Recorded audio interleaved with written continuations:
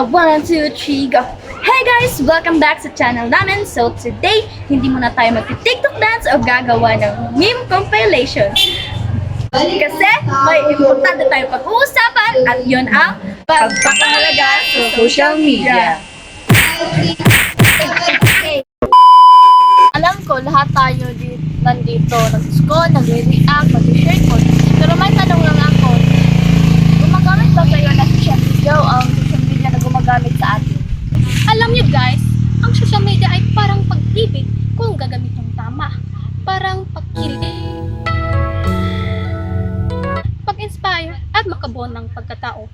Parang siyang relasyon na healthy at makagabloom. Pero kapag mali ang paggamit, naku, para kang iniwan sa ering walang clues at puro na lang pera.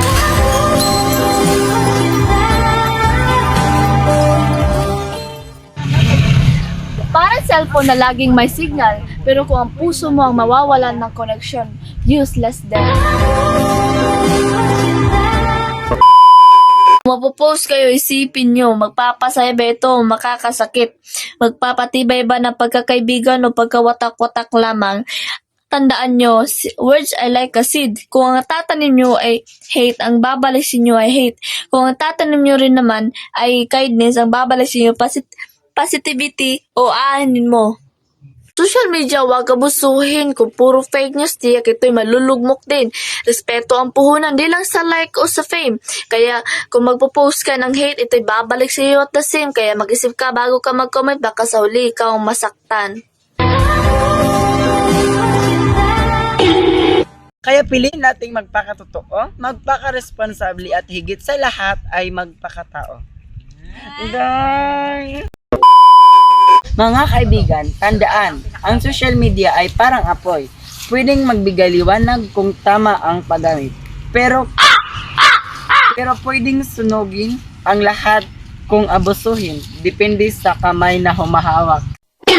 Uy, social media ka ba? Bakit? Kasi kahit ako na saan pupunta, ikaw lagi isip ko. Pero sana kagaya ng tamang paggamit sa'yo, natutunan din natin alaga ng puso natin at hindi lang puro react. Dapat may care. 10.3 hashtag. Sa mundong puno ng follow at views, minsan nakakalimutan na natin ang tunay na halaga ng friend request ay hindi sa online kundi sa totoong buhay.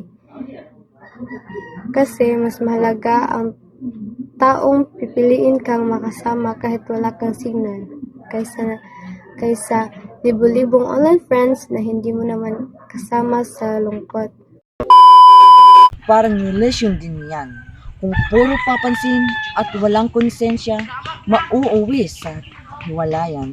Pero kung may respeto at malasakit, mas tatagal at mas magiging matatag tayong lahat.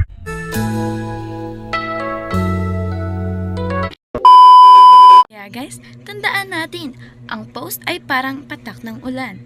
Pwedeng magbigay buhay sa matigang na puso, pwede ring magbigay ng dulot ng baha ng sama ng loob.